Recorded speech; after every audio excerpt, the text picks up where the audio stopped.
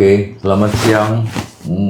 Kita ketemu kembali di acara Kadin Bicara Mari Ngobrol, dan siang ini kita kedatangan tamu Bapak Muhammad Pintor Nasution, Kepala Kantor Perwakilan Bursa Efek Indonesia Cabang Sumatera Utara. Selamat siang, Pak. Selamat siang, Pak Indra. Selamat siang. Ini semua yang beberapa minggu yang lalu ini kita dikejutkan oleh berita-berita yang kurang baik tentang pasar modal kita, Pak Pintor. Siap, Pak Indra. Jadi ada MSCI, ya kan? Mungkin Pak Pintor bisa jelaskan kira-kira MSCI itu apa sih sebenarnya? Oke. MSCI, ya kan? Mungkin pendengar di sini ingin tahu apa sih sebenarnya MSCI itu, ya kan? Bisa Pak Indra langsung aja jelaskan. Oke, terima kasih Pak Indra, terima kasih Bapak Ibu Sobat Kadin Podcast Bicara. Jadi sebenarnya MSCI ini bukan pertama kali juga ya sudah melakukan rebalancing indeksnya gitu ya. Memang tahun lalu juga di 2025 bulan Mei, Pak Indra, itu MSCI juga sudah memberikan informasi bahwasanya di bursa ini harus ada keterbukaan informasi gitu ya. Jadi MSCI ini adalah salah satu indikator untuk investor asing khususnya dalam memberikan atau menempatkan dananya di satu negara. Jadi sebelum dia masuk ke satu negara itu, dia akan lihat dulu indeks dari MSCI-nya. Apakah di negara ini sudah layakkah asing menempatkan dananya gitu. Yeah. Nah, terus apa kejadiannya dengan yang kemarin, pertanyaan kemarin? Nah, itu sebenarnya kalau kita bilang bukan dari segi fundamental sebenarnya. Tapi memang tugasnya si MSCI ini kan ngasih alert, ngasih pemberitahuan. Kita ada di sini tuh memberikan masukan kepada bursa bahwasanya asing ini perlu tahu gitu ya, seberapa besarnya bursa Indonesia dan siapa-siapa aja sih yang jadi investor di Bursa Efek Indonesia ini. Nah, karena itu kemarin, tepatnya mungkin di 30 Januari, Pak Indra tahu ya, kita sangat ramai sekali. Jadi dia ngasih alert sampai dengan Mei gitu ya. Di Januari dikasih tahu bahwasanya nanti kalau bisa free float-nya itu jangan lagi 7,5% gitu ya. Biar kita tahu siapa orang-orang yang menjadi investor di Bursa Efek Indonesia. Kalau nggak salah saya, free float itu adalah kepemilikan daripada suatu perusahaan kan? Minimal. Betul. Berarti sekarang berlaku adalah 7,5 ya? 7,5%, Pak Indra. Betul. Berarti 7,5% itulah yang dipasarkan di bursa kita. Kan? Nah, sedangkan MSCI itu minta 15%. Ya? Betul. Sesuai standar mereka. Benar. Jadi kalau saya tangkap itu MSCI ini ada semacam memberi rating ya. Betul. Kira-kira rating lah ya. Rebalancing index lah ya. Rating. Jadi bagi-bagi orang yang mau masuk ke dalam pasar bursa Indonesia. Betul. Pasar Indonesia. Jadi dia ngasih alert, ngasih indikator. ini bagus, ini nggak bagus. Nah, mereka mengeluarkan semacam rating ya. Untuk setiap perusahaan-perusahaan yang go public gitu. Di setiap bursa yang ada di dunia mereka punya. Jadi dia bukan cuma di Indonesia aja, Pak. Iya, maksudnya untuk khusus Indonesia. Iya, Indonesia khusus. Berarti dia punya rating semua perusahaan-perusahaan yang ada yang udah terbuka di Indonesia ini. Iya. Rating dibilang rating nggak, tapi berdasarkan data yang kita berikan. Jadi dia pengen tahu setiap emiten ini siapa aja sih pemegang sahamnya gitu. Nah, dia pengen lebih transparan. Dan dia akan memberikan gambaran-gambaran tentang fundamental perusahaan ini. Benar, Pak Indra. Cocok, gitu kan? Betul. Kalian boleh masuk sini nih, ini fundamental bagus, kan? Secara tren bagus, meningkat, gitu ya. Betul. Jadi shock-nya itu tadi, ya mereka memberikan semacam peringatan bahwasanya jangan gitu. Jangan gitu. Kalau bisa jangan 7,5%, kalau bisa 15%. Dikasih waktu sampai kalau emiten yang sudah listing, yang sudah existing, dia 2029, Pak Indra. Karena kan kalau market cap-nya besar kan lumayan ya Pak ya. Jadi dia kan harus reissue lagi gitu. Nah, kalau yang belum IPO, artinya masih di dalam tahap rencana mau IPO, itu wajib harus 15%. Udah 15, Pak. 15 ya. 15. Nah, selain itu Selain tadi transparansi free float, transparansi tadi Pak. Iyalah. Nah, di kategori kita kan investor itu hanya beberapa kategori. Nah, dia minta bisa nggak dipaparkan kategori-kategori investornya. Nah, bursa itu menjawab. Dan tadi dia minta 15 jenis investor, bursa bilang 27 kita keluarkan. Nah, udah dijawab sama bursa ke C dan ke P. Jadi ada 27 jenis investor yang sudah diklasifikasikan. Saya lihat juga pemerintah juga cepat tanggapnya. Ya, cepat tanggap ya. Dalam menanggapin permintaan-permintaan ini. Betul. Karena besoknya Pak langsung Pak. Iya, makanya cepat kan menangkapi. Dan ya mudah-mudahan lah kedepannya lebih baik, lebih transparan, lebih terbuka semuanya. Ya dari pihak otoritas juga, dari pihak regulator juga, betul kan? Betul. Terus juga penyedianya juga apa?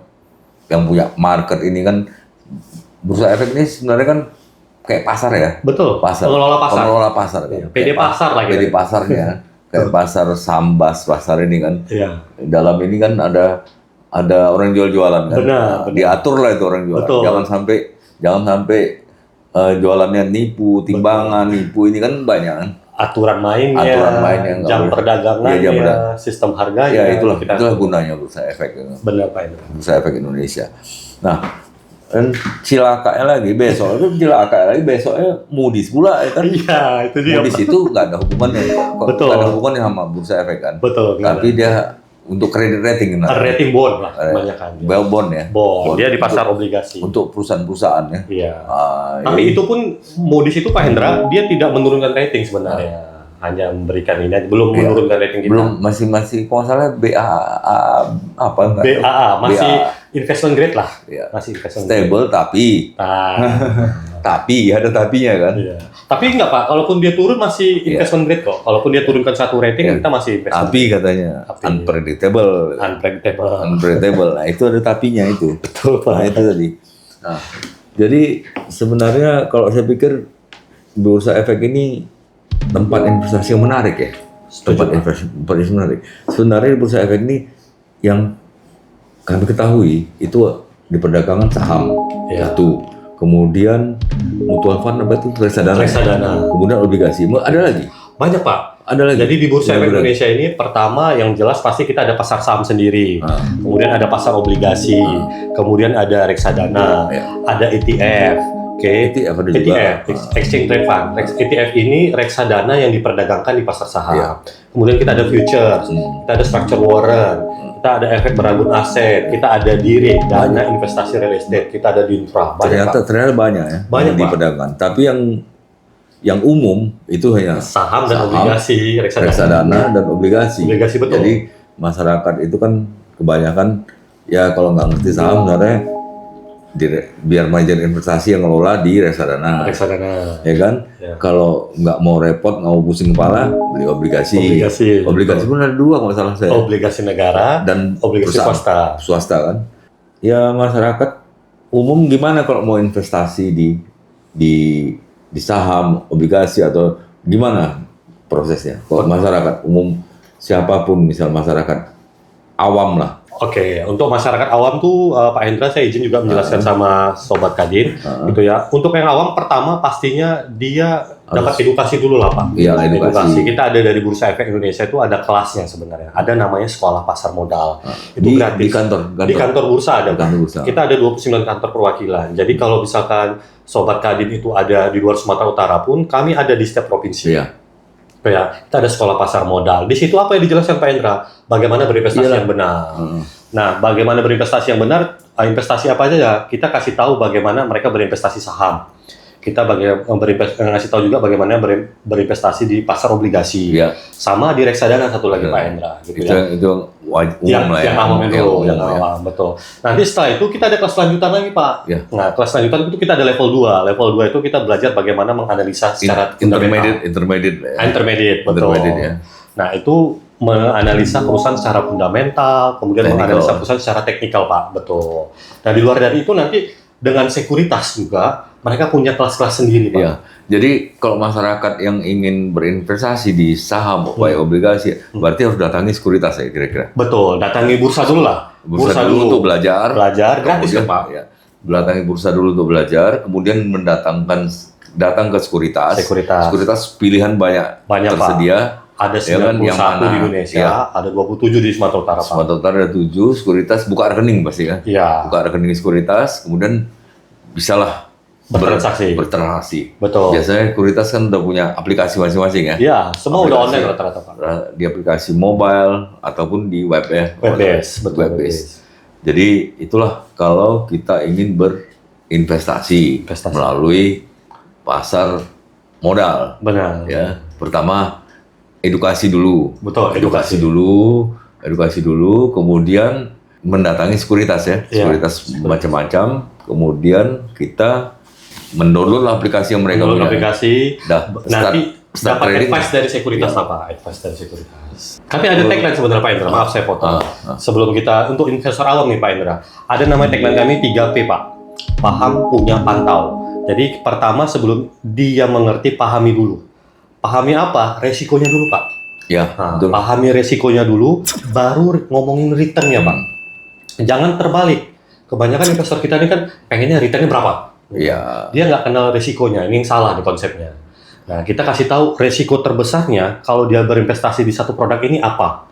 Nah, terus ngomongin return itu pasti akan mengikuti Pak Indra. Pastilah ya, kan high risk high return. Iya, pasti. Kalau kita udah bisa meminimalisir resiko, return itu akan mengikuti pastinya. Sekarang kan ya semua orang mau serba instan ini. Itu yang Itu yang nggak bisa, Pak. Itu yang di pasar saham ini nggak bisa. Betul, betul nggak kan, bisa. betul kan. Setuju Pak, itu Instan nggak bisa. Ada yang pengen cari dividen, Iya. ya. Ada yang pengen cari gain, Iya. ya kan. Tapi nggak ada yang instan itu bisa Betul. langsung beli miliaran, ya kan. Ya kan? Itu bedanya kita sama investasi yang lain Pak. Nah, investasi yang lain itu mungkin bisa. Dan itu high risk high return kan. Gitu. Jadi jangan tergoda lah Betul. dengan investasi yang yang high return ya kan. Betul. Masalahnya masyarakat kita, Pak Hendra, itu pengennya itu yang instan, Pak. Pasti. Nah, itu. Semua orang pengen instan. Hari ini tanam besok tumbuh ya kan. Iya. Itu yang nggak ada di kita. Nggak ada. Jadi Perlu belajar. ini kan kita beli saham Iya, Pak. ya kan. Beli saham pasti ada underlying-nya. Yes. Nah, jadi underlying itu apa underlying-nya? Jadi Ada pegangan kita apa gitu. betul. Jadi orang kan takut, nanti saya beli ini pegangannya nggak ada. Gitu. Kalau deposito di bank kan ada sertifikat ya pasti kan. Betul. Nah ini bank di sama apa underlying-nya? Oke, benar Pak Hendra. Memang kita saham ini memang sekarang tuh udah scriptless, Sobat Kadin ya. Jadi scriptless itu udah tanpa kertas, tanpa warkat lah bahasanya. Beda dengan deposito. Kalau kita mendepositokan suatu uang kita ke bank, Pasti ada. bank tuh ngasih satu lembar sertifikat deposito. Nah di kita enggak. Justru kami udah lama sekali tidak paperless itu 2007 Pak. Iya. Dari tahun 2007. Sebelum Covid kami udah duluan scriptless. Iya. Ya. Nah terus apa underlying-nya? Nah kita bilang, contoh kalau kita beli saham Bank BRI gitu ya. Underlying-nya, Bapak tahu kan BRI ada di mana gitu. Iya. Kita bilang, ini BRI itu kita bisa bilang bahwasanya kita adalah pemilik dari salah satu Bank BRI itu. Pegangan kita sebagai beli itu apa gitu? Oke. Pasti ada kan? Betul. Nah, ini yang ditakutkan investor baru. Nanti kami nggak punya pegangannya. Sebenarnya bisa Pak Hendra. Kita bisa cetak kok. Bisa gitu ya. cetak kan? Bisa dicetak. Cetak, ya. Kita tinggal bilang aja sama sekuritas. Contoh, kita punya 1.000. Pak Hendra punya 3.000 lah. 3.000 lot atau 300.000 lembar lah. 300.000 lembar. 300.000 lembar.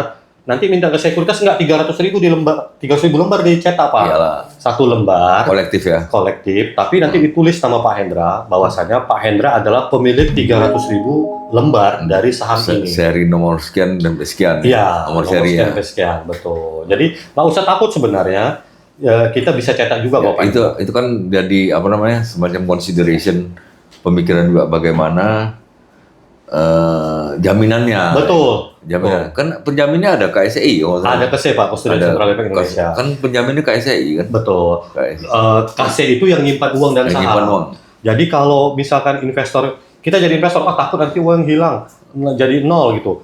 Nah, sekuritas tuh nggak pegang uang Pak Hendra, Sobat Kadin. Sekuritas itu misalkan dia bangkrut, dia tutup cabangnya di Medan, Nggak ada usah masalah, takut. ya? Nggak ada masalah. Kita Jadi dia nggak pegang uang ya?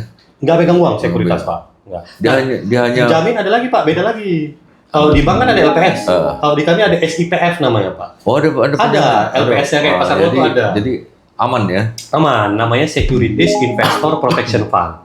Tapi memang tidak sebesar LPS, lembaga yang jamin LPS kan 2 miliar. Iya. Di kami itu masih sekitar 200 juta Pak. Tapi itu Iyalah. pun sejauh ini belum ada kejadian. Belum Mudah-mudahan jangan lah ya Pak. Iyalah. Ya mungkin ini pertanyaan-pertanyaan tadi Iya. bisa menjawab kekhawatiran daripada calon investor.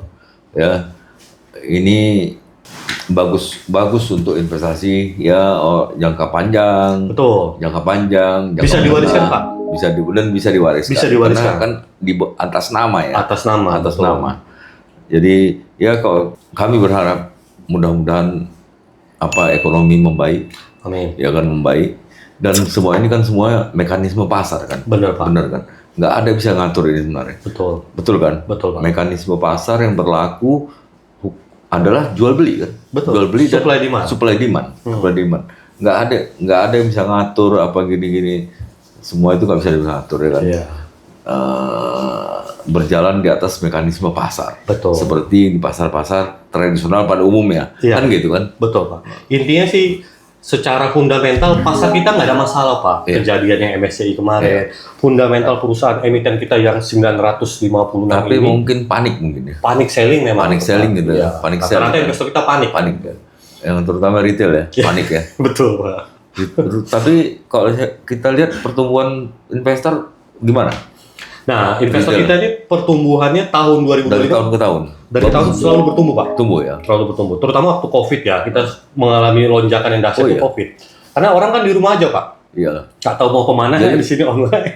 Yang penting tumbuh ya dari tahun ke tahun ya. Tumbuh. Dari korban COVID sampai sekarang. Ya. Sampai sekarang. Terus Ada pertumbuhannya 10% lebih. lebih Pak. Lebih 10. Lebih.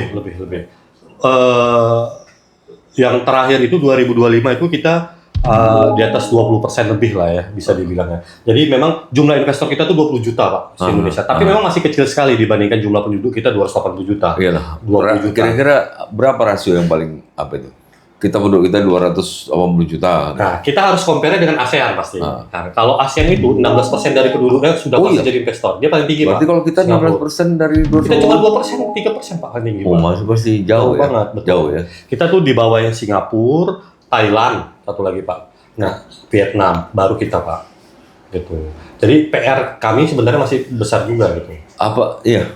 Jadi mudah-mudahan lah nanti semakin banyak edukasi orang nggak ragu dengan Bursa Efek Indonesia ya kan, makin banyak ini udah makin banyak investornya. Betul Pak. Betul kan? Betul. Jadi yang kami harapkan ini adalah kondisi ekonomi terus membaik, ya kan? Ekonomi membaik, bursa juga membaik. Pasti ikut Betul. otomatis.